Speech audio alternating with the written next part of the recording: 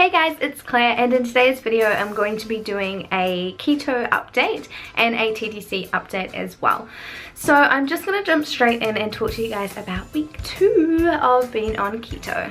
Okay, so I am 2 weeks into keto. Well, I'm essentially 2.5 weeks now because today's Wednesday and I was 2 weeks on Friday, but I didn't get time over the weekend to film an update and things like that, and I will speak to you guys in this video a bit as to why as well.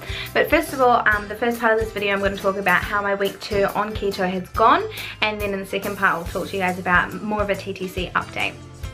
So week 2 has been pretty good. Now I will say that first of all, going in, week 2 was more of my sick week and like keto flu week.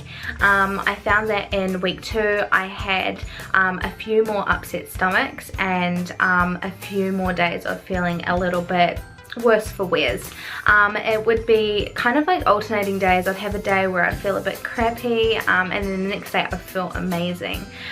So do be prepared if you are looking at getting into this way of life.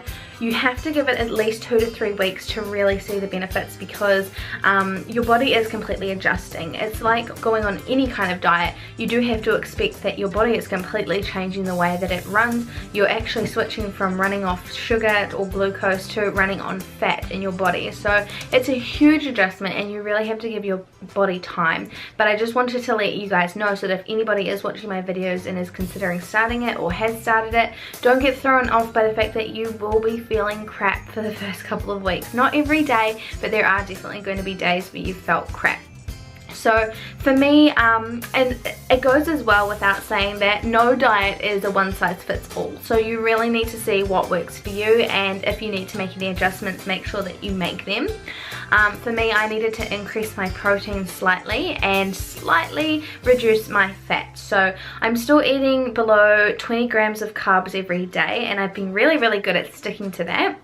And I'm eating between 90 to 120 grams of fat and about 100 to 120 grams of protein every day. I just kind of cut back just a little bit on the fat for a few days just to have my stomach settle down, and then slowly introduced it again to just so that I'm not kind of freaking out my body. But it seems to be settled down now. I've gone for about 4 or 5 days now feeling absolutely fine. So that's been great. So far I have lost 4.5 kgs and I'm 2.5 weeks in, so that is pretty exciting. I'm really, I'm super happy. I hope that in the next week I can lose another kg, and then I will be halfway to my goal, which I need to reach 10 kgs by May for my surgery. So that is pretty exciting. I actually am super happy and surprised at how fast it's going. Mike's lost 4 kgs as well, and he is about 2 days behind me, or 3 days behind me. So he's doing really great as well. He's had a couple of keto flu days in the second week as well, but otherwise he's been feeling really great. The main thing that both of us have noticed in our second week is our appetite has completely decreased. We will have sometimes not even breakfast. If I wake up and I am absolutely not hungry, I will have a cup of tea with some cream in it and a sweetener, so no sugar. And then for my mid-morning, I will generally have my big snack for the day, which I'll have, like, I will generally make a big omelette in the morning that has like mushrooms and bacon and cheese and onions and that kind of thing in it, and it will just be like, I don't know, 3 eggs or 4 eggs, and I will generally eat that. If I get a bit hungry in the afternoon, I'll have a bit of cheese and maybe some macadamia nuts. Then dinner time is generally some form of meat with some broccoli or something like that. So I have not been eating anywhere near as much as I have and as I used to, and have just been so satisfied and so full. So that has been wonderful. So what else have I noticed in week 2?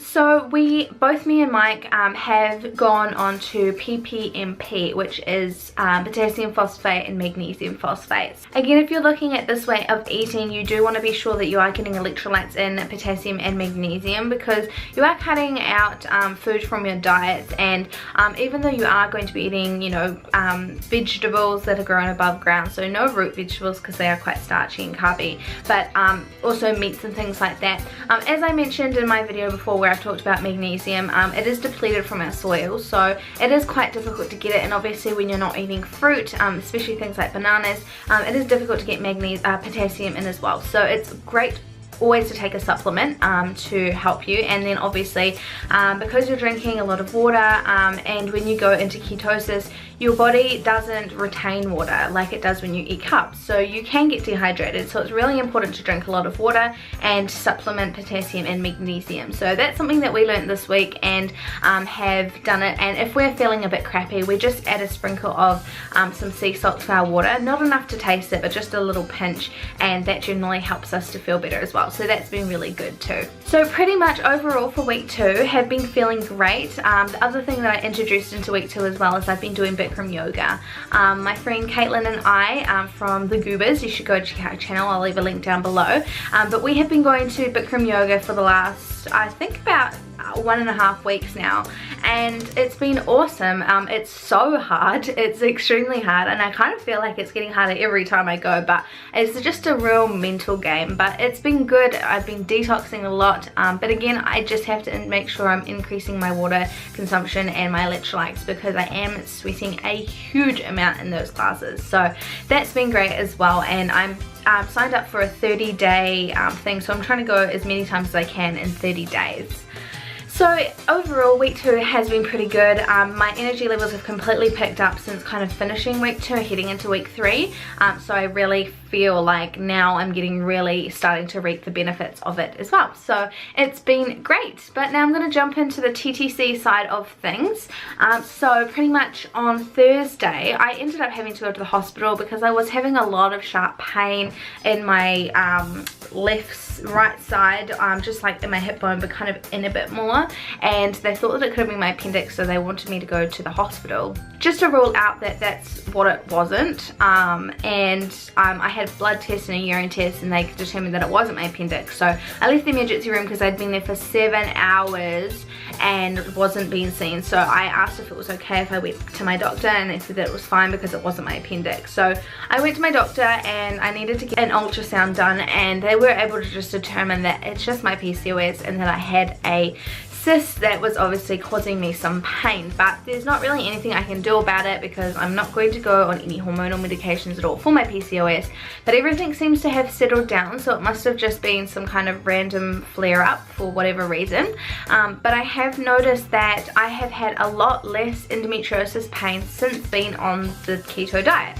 So normally I would have a lot of kind of sharp pains in my lower abdomen, especially TMI, but when going to the toilet, I would always have really sharp shooting pains across my bladder. So that's definitely subsided, which is great. It would be so amazing if my endometriosis is getting under control, so that would be fantastic. So other than that, there doesn't seem to be any other weird symptoms or anything going on. I haven't had any more bleeding since that random bleeding that I did have in my first week of keto.